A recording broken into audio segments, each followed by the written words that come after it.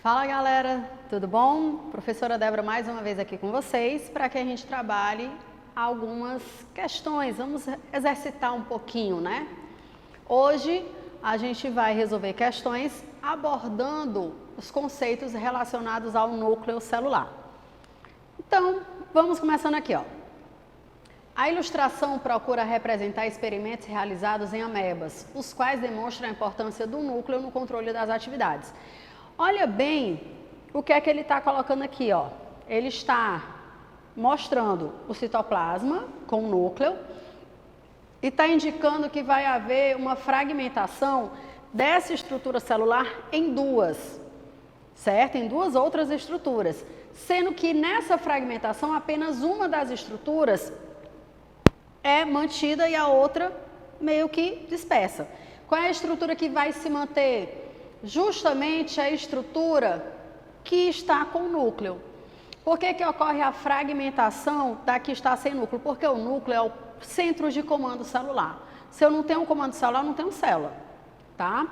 E na outra, ele está mostrando o transplante de um núcleo para um fragmento anucleado que dá continuidade à sobrevivência daquela célula. Ou seja, o que é que esse experimento demonstra? Demonstra que a existência do núcleo permite o desenvolvimento da célula, tá? Com base na imagem, o que é que ele coloca aqui, ó? Analise as afirmativas. Uma ameba com núcleo transplantado é incapaz de se dividir. Volta para cá, ó. Ó a amebinha que recebeu o núcleo transplantado, tá bem aqui. Quando ela recebe o núcleo transplantado, ela consegue ou não se dividir? Consegue. Então, primeiro item aqui está falso. No 2, o transplante do núcleo para o fragmento de uma ameba anucleada regenera as funções vitais da célula, da ameba, tá ok, certo? A porção nucleada da ameba cresce e vive normalmente. Normal. Se ela tem núcleo, ela tem um controle do seu metabolismo, consequentemente ela consegue dar continuidade, né, ao seu ciclo vital. No 4, a porção nucleada da ameba é capaz de se dividir normalmente. Beleza, até aqui está ok. A porção anucleada de uma ameba seccionada degenera. Também, a imagem já te mostra isso. Então aqui, ó, o que é que você vai ter? Todas as opções vão estar corretas, com exceção da primeira. O item correto, o item D, tá bom? E vamos seguir, vamos para frente. Na segunda questão, ó, é impressionante a forma como a molécula de DNA se organiza no interior do núcleo celular. Caso fosse possível esticar todo o material genético de uma célula, poderia até ser encontrado um filamento de 1,7 metros de comprimento. Sobre a organização do DNA na célula eucariota, responda ao que se pede, certo? Então aqui, o que é que ele está colocando? Se eu pegasse um único filamento de DNA e esticasse, eu teria uma estrutura de 1,7 metros. Só que essa estrutura, ela vai estar no interior do núcleo, que é uma estrutura extremamente microscópica. Como é que isso é possível? Justamente porque o DNA, se encontra condensado. Então, o meu material genético, ele vai se encontrar na forma de cromossomos. Esses cromossomos vão ser justamente estruturados de que maneira? O filamento de DNA que vai se enrolar em torno de moléculas de proteicas, que são as histonas, e com isso eu vou ter a compactação desse material genético, certo? Então, no DNA das células eucarióticas, o filamento ele vai estar associado às histonas, formando a cromatina, que quando se compacta, vai formar justamente a heterocromatina, tá ok? E dessa forma eu tenho a formação, a origem dos cromossomos. Quantas moléculas de DNA há no interior de um espermatozoide da espécie humana? Eu vou ter 46 filamentos de DNA na espécie humana, só que aqui necessariamente ele está me pedindo a quantidade de cromossomos, né, de filamentos que vão estar presentes no espermatozoide. O espermatozoide vai ser uma célula reprodutiva que vai ser formada a partir do processo de meiose, portanto ele tem metade desses cromossomos. Então no espermatozoide eu tenho 23 filamentos de DNA organizados cada qual deles em cromossomos, tá bom? Na terceira, analise as imagens a seguir, que representa cromossomos distintos quanto à sua estrutura. Gente, ó, todo cromossomo vai ter uma estrutura que é o chamado centrômero. A posição do centrômero vai determinar a classificação do cromossomo. Então, eu vou ter o cromossomo telocêntrico, acêntrico, metacêntrico, submetacêntrico. E o que vai definir o tipo de cromossomo é a sua posição. No caso aqui, ó, o cromossomo 1, ele vai ter o seu centrômero localizado na região central. Então, esse vai ser o cromossomo metacêntrico, tá? O cromossomo 2, eu vou ter um deslocamento para um dos lados. Então, isso vai ter uma divisão desigual, né? Então, vai originar o submetacêntrico, tá? E eu vou ter aquele que praticamente não tem uma outra banda, né? Que vai ser justamente o acrocêntrico, que é o que quase está lá na extremidadezinha, tá ok? Então, a classificação desses cromossomos vai se dar observando justamente a posição dos centrômeros. Então, vamos continuando aqui. Na 4. Na 4 fala o seguinte: organismos considerados eucarióticos apresentam seu material genético no núcleo da célula, que é envolvido por uma estrutura chamada carioteca, conforme mostra a figura a seguir. Então, aqui, ó, você vai ter a carioteca que vai estar envolvendo o núcleo. Detalhe, diferente da membrana plasmática, ela não é uma membrana contínua. Eu preciso garantir a troca de substâncias e a liberação, digamos assim, do RNA mensageiro. Então, eu tenho que ter uma livre passagem entre o núcleo e o citoplasma. Então, ela é uma membrana porosa, tá? Eu vou ter uma área específica onde eu vou encontrar a concentração da minha cromatina, que vai formar justamente o nucleolo, que vai ser onde eu vou ter uma maior atividade metabólica. Pronto, vamos continuar aqui. No caso, qual é a composição básica da carioteca? Do que a carioteca vai ser formada? Ela vai ter composição parecida com a da membrana plasmática. Qual vai ser a diferença? Ela não vai ter a presença de proteínas, certo? Porque na membrana plasmática a proteína vai servir como um canal de passagem, mas que vai manter uma constituição contínua. Como aqui na carioteca eu posso formar poros, eu vou ter só uma bicamada membranosa e a formação dos poros ao longo dela, tá ok? No item B, determine a importância dos poros nucleares para o metabolismo desta estrutura.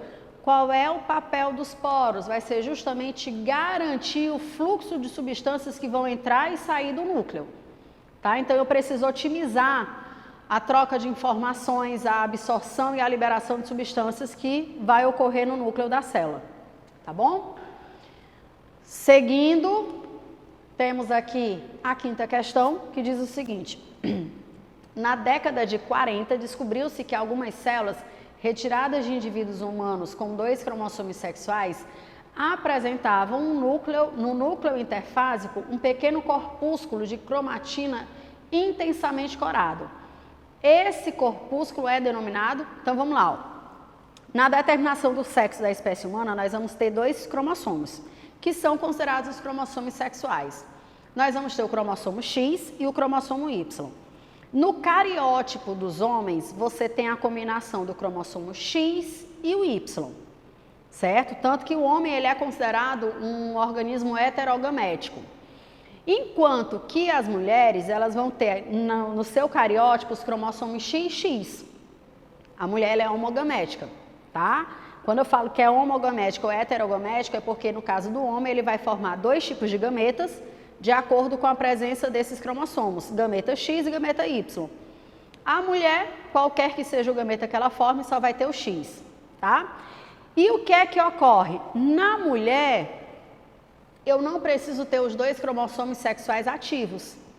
Eu vou ter os 2 cromossomos X, portanto, não tem porquê eu manter os dois funcionando. Então, o que é que acontece no organismo feminino? Um cromossomo X fica ativo, determinando as características, né, pertinentes àquele cromossomo ali, e o outro ele condensa. Ele vai se condensar de tal maneira que ele forma um corpúsculo, tá? Esse corpúsculozinho ele recebe o nome de cromatina sexual. Então, quando ele fala, né, do corpúsculo de Barr, ele está falando da cromatina sexual, que só vai estar presente nas mulheres, certo? Então, vamos aqui, ó. Cromatina sexual está presente somente nas mulheres adultas, geneticamente normais, anana. Gente, ó, começa que não é só em mulher adulta, é na mulher, ponto. A partir do momento que eu tenho a formação, a fusão do embrião, que eu tenho a formação do zigoto lá, que dá o início ao desenvolvimento embrionário, eu já tenho a condensação do cromossomo sexual, tá? No B, cromatina sexual está presente somente nos homens. Não, o homem não tem. O homem vai manter os dois cromossomos sexuais ativos. No C, nucleolo. Não, não é o nucleolo, é um cromossomo sexual condensado. Na D, cromatina sexual está presente em indivíduos geneticamente normais de ambos os sexos. Não. De novo, o que é esse corpúsculo? Ele vai ser justamente um cromossomo sexual X que vai estar no seu mais alto grau de condensação, formando o corpúsculo de Barr, que, ó, aqui no item E, ó, corpúsculo de Barr, e está presente somente em indivíduos do sexo feminino geneticamente normais e corresponde a um cromossomo X condensado. Item correto é o item tá bom, galera? Então, não esquece disso aí. Corpúsculo de Barr, cromatina sexual somente no sexo feminino. A ilustração a seguir representa o cariótipo humano que permite determinar o número e a forma dos cromossomos. Analisando a figura, é correto concluir que ela se refere ao indivíduo portador da síndrome. Então, vamos lá. Ó. Primeira coisa que a gente vai ter que tentar entender aqui. Todos os 23 cromossomos que estão representados, eles têm que estar aos pares. Por quê? Porque você recebe 23 desses cromossomos do pai e 23 da mãe. Quando você tem a fecundação, esses pares eles se reorganizam, se reagrupam, né? E fica tudo bonitinho no esquema. Né? O cromossomo 1 da mãe se junta com o do pai, o 2 da mãe junta com o 2 do pai e assim vai. Nas alterações cromossômicas numéricas, eu posso ter a redução desses cromossomos ou aumento. Nesse cariótipo aqui que está representado, se você analisar com cuidado direitinho, você vai ver que todos os 22 primeiros pares estão organizados corretamente, tendo a presença de 2 cromossomos só. Desculpa, você vai ter aqui, ó, na verdade, só até o 20. Até o 20 você está com tudo ok, tá? Quando você chega no 21º, o que é que você vai ter, ó? No 21º você já vai ter uma trissomia, certo? E aí, nesse caso, quando você tem essa trissomia, você tem um cromossomo a mais no par 21, que vai ser justamente o que vai caracterizar a chamada síndrome de Down, certo? Todos os demais cromossomos estão corretamente agrupados, formando os seus pares bonitinhos, tá? Então, aqui na 6ª questão, trissomia do cromossomo 21, que é a síndrome de Down, tá bom? Vamos aqui seguir para a 7ª e a 8ª, que a gente vai usar esse texto base aqui para elas, tá? O material genético nuclear pode apresentar um grau de condensação, que é justamente quando eu tenho um filamento de DNA que se enrola em torno das histonas, condensando e formando o cromossomo. Pronto, até aí não é novidade. Que varia de um tipo celular para o outro e é característico de cada célula. Além disso, esse grau de condensação em um mesmo tipo celular pode variar de acordo com o estágio funcional da célula. Então, dependendo se essa célula está em divisão celular, se não está em divisão celular, se está aumentada a sua síntese ou não, tudo isso vai interferir, tá? Vamos lá. O material denominado eukromatina, então vamos lá, nós temos 2 tipos de cromatina. uma que se encontra mais condensada e uma que se encontra menos condensada. Nesse caso, você vai ter a eucromatina e a heterocromatina. Quando eu me refiro à eucromatina, eu estou me referindo ao que está menos condensado. Na eucromatina é justamente quando eu tenho menor grau de condensação, porque naquela área do teu DNA está havendo uma síntese proteica maior, certo? E quando esse meu filamento está menos condensado, eu acabo tendo uma menor pigmentação e isso indica o grau de atividade, que é inversamente proporcional à sua pigmentação, tá? Então aqui no item B ele fala, ó, é menos corado, menos denso e possui atividade gênica, ou seja, ele fica mais ativo. Beleza? Na oitava, a condensação do DNA ocorre devido ao fato de este sofrer uma associação. Como é que o meu DNA vai se condensar? Ele se condensa quando ele se enrola em torno de determinadas proteínas que são chamadas de histonas. Então, item D, ok? Seguindo aqui, na nona questão e na décima, a gente vai usar agora esse textinho. O cariótipo é formado pelo conjunto de todos os cromossomos característicos de uma espécie. Por meio da análise destes últimos, é possível avaliar se o indivíduo apresenta ou não alguma anomalia cromossômica. Bem, galera, então assim, ó, com base no texto que a gente já viu, a gente vai aqui para a nona questão. O cariótipo normal de um indivíduo do sexo masculino é... Então, primeira coisa, vamos lembrar aqui, ó. Todo indivíduo da espécie humana vai ter a mesma quantidade de cromossomos. São 46, certo? E no caso desses 46, nós vamos ter 22 autossomos e 2 cromossomos sexuais, tá? O que é um cromossomo autossomo? É justamente aquele que vai estar presente tanto em homens como em mulheres e que vão desempenhar, vão definir as mesmas características, vão definir as mesmas funções. Os cromossomos sexuais é justamente o que vai diferenciar o masculino do feminino. No caso, o feminino, ele vai ter os 2 cromossomos X. Então, a mulher, ela é 44 autossomos mais XX. Por isso, a mulher é considerada homogamética, porque independente do gameta que ela forme, ela vai ter sempre no gameta o cromossomo X. No caso do homem, ele vai ter os 44 autossomos mais XY. Por isso que o homem ele é considerado heterogamético, porque quando ele forma seus gametas, ele forma gametas diferentes. Gameta com X e gameta com Y, tá? Então, vamos se ligar aqui, ó. Ele coloca o seguinte, pede para você identificar o cariótipo normal do indivíduo do sexo masculino. Então, assim, quando eu falo do cariótipo, é da representação dos cromossomos que o indivíduo do sexo masculino vai ter. No caso, o homem ele tem 44 autossomos, que eu também posso representar como 22AA, mais o XY, que é o que define a sua característica sexual. Então, aqui no caso, eu teria o item C como item correspondente à questão, tá bom? E para a gente finalizar, nossa última questão. Um indivíduo que apresenta síndrome de Klinefelter terá qual cariótipo? A síndrome de Klinefelter, galera, é uma alteração cromossômica numérica, na qual o indivíduo ele vai apresentar 47 cromossomos, ele tem um cromossomo a mais, tá? Sendo que no detalhe aqui, a gente vai ter que o cromossomo excedente que tem, ele pertence ao par sexual. Então, no caso, o homem que tem a síndrome de Klinefelter, ele vai ter justamente 44 autossomos, tendo um cromossomo X a mais.